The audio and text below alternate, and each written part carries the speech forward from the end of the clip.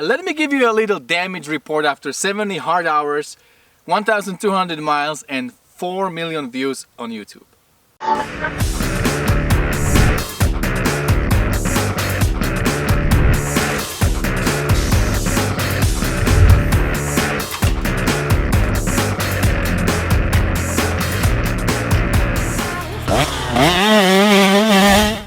Hey, what's up guys, Rado here, we're doing an iron and this is my KTM 300 build. This is the first build I did on the channel, and as I said, this build did over 4 million views on YouTube and a little bit over 3 million views on Facebook. It's really a great success. I'm really grateful that this build had a lot of views and a lot of new subscribers came to my channel through this KTM, so a lot of new doors were open for me through this build, so I'm really grateful. And I didn't just build it and sold it, or just build it and have it in the garage or in the living room. I built this bike and I keep riding it. Right now I am at 70 hours. As you can probably tell, I ride it somewhat hard, so things are broken, things are scratched, and right now I'm in the stage where I need to replace a bunch of things on this bike. And I want to walk you through everything. I want to show you all the damage, I want to show you all the scratches on this bike, and tell you, what happened to this bike in 70 hours of me riding it on my normal trail rides, sometimes a little bit technical, sometimes a little bit faster. I burned the clutch. Recently I was doing a steep hill climb and I was feathering the clutch, it burned it, so I had to go with a new clutch, and all kinds of stuff I'm going to show you in this video. So I want to kind of make this bike look nice again, bring it back to its original glory when I finish the build. Maybe even do some other things. So let's see. For now we are going to replace these major things and make it look nice. All the pieces that are still there and are working good, I'm not gonna bother to replacing them. Like all the protection, that's still good, and those scratches, they just kind of show that the bike is well used, and it's a dirt bike that that's for, right? That's what it is for. So let's get back in the garage. We're gonna take everything apart and make it look nice again.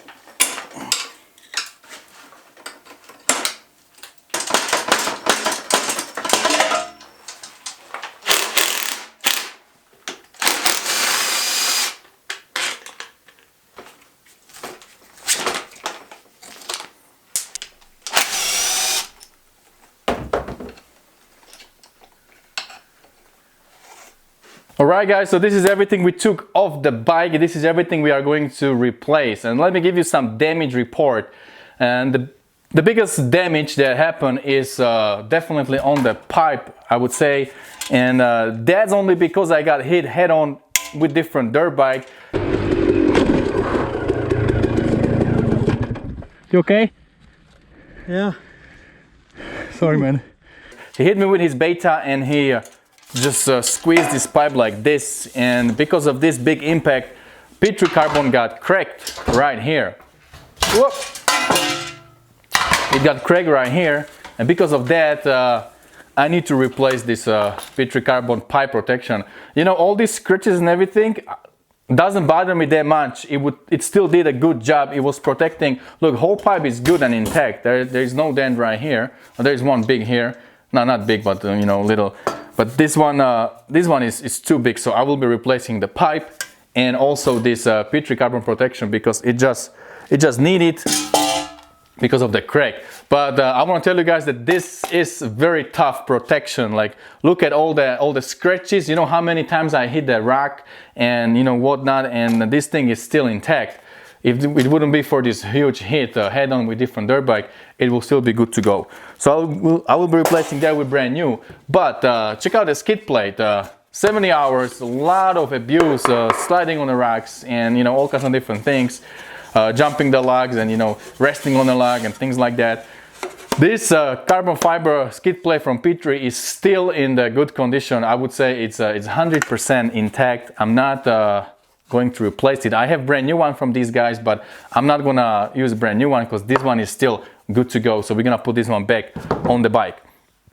Now also the plastics took a lot of abuse. Some parts are completely broken. This one actually I was missing for 2 weeks. I found it on the trail when I was riding the same trail again. So this all trash.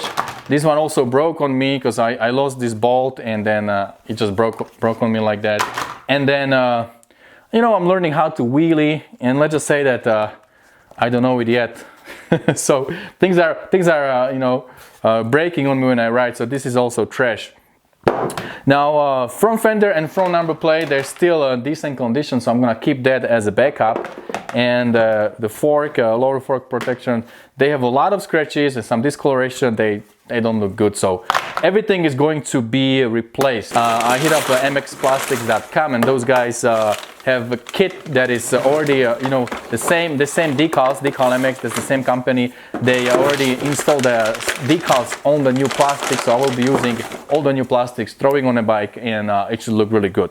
Now next thing I'm gonna replace also this lock-on grips. These are KTM, I think ODI KTM, and they just worn out. 70 hours, you know, a lot of squeezing, so they need to go.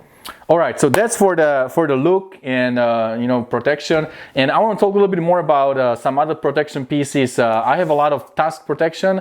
I got Tusk wheels and Tusk shark fin in the rear, and also the controls, and it's holding up really well. And the bulletproof radiator braces, they look same as the day I put them on, so that's all good. You guys asked me, Cody asked me in the comments, what would I do differently if I do this build all over again?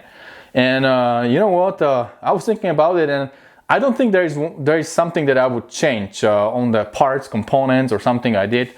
The only thing that I would do differently if I do it again would be to pick a different bike for the build. I mean, I would probably still get KTM because I do like the brakes and I like the hydraulic clutch, and I like the 300 engine. It's a really good engine. I'm going to talk a little bit more about it later. But I would pick the one that has electric start. That would be the only thing that I would change. 2008, 9 and up, I think those bikes, they come with electric start, because lately I've been riding some really gnarly stuff, and if you get stuck in the really difficult position, it's just a pain to kickstart the bike. Like, you can imagine, like, you guys ride, so you know how it is. Like, you are somehow, you know, and then you need to twig your leg and kick the bike, and then at the same time keep the front brake, rear brake, and the clutch if you have gear in. It's just a pain. So if I have a button, then things will get much easier. So next project, if I'm building another KTM, it would definitely be the one with a button. Other than that, I don't think I would change anything else on the bike. For the engine, you know, this is 250 SX that been changed to 300. I sent it over to Eric Gore, and he did a porting for the white power, and I love it. It pulls nicely from the bottom, mid, top. There is no big hit, and it has a nice power, and I just love it. Like, every time I hit it, and if you know, the carburetor and everything works together well with the engine, then it's really blast, and I love the power of this bike. Yeah, it's maybe a little bit different than new bikes, but it's plenty of power. If you know how to use it, it's really a good bike. Carburetors, I had 2 Electrons, and they both are good carburetors. They run fine. I'm happy with them, but currently I'm trying something new, but that's for a completely new video. I put on a stock carburetor with JD jetting, and I have some interesting you know, news that I want to share with you, but that will be in a different video. Since we are refreshing the looks of a bike, we should also refresh the performance. So I got together with Jay Clark, and we did a lot of work on the bike already. We took out the suspension and gave it over to Racetech. They went through the forks and shock and replaced everything that needed attention. So right now, suspension is as good as new. Then we opened the engine and check the piston, because 70 hours on the top end, it's not a lot, but you know, since we have it there in the shop, we just opened it and checked it, and this is the piston. We decided to go with a brand new because you do see some marks here, so it's better to put a brand new top end in the bike. So there is a brand new piston from Vertex, and you guys saw my last trip with Jay on those hills, right? And you know, I was a little bit abusive on the clutch, and I just smoked it. It was the stock clutch that was on the bike from the beginning. I didn't touch it when I was building this bike 70 hours ago, and this bike already had maybe 100 hours on, so the clutch was pretty much ready to be replaced. And after my last trip, when I was clutching a lot, we decided to put new clutch in, so we got the competition clutch kit from Tusk and replaced it in Jay's garage, and that's for the performance. So the bike is now performing really well. Everything is done that needed some attention. Right now, let's throw all these broken pieces away and get some new pieces and throw it on a bike.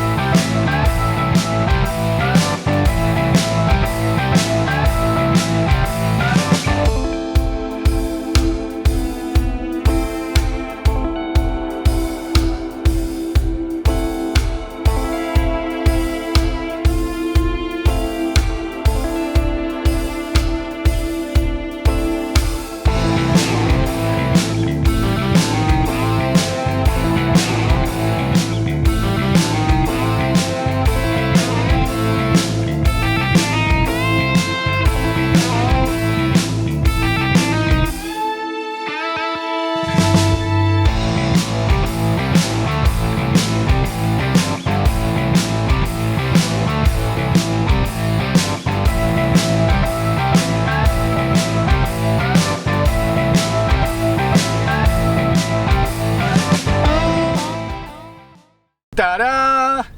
So the bike is done. Not bad, huh? For 70 hours, throwing on some new plastics and new graphics, new P3 carbon here, new pipe.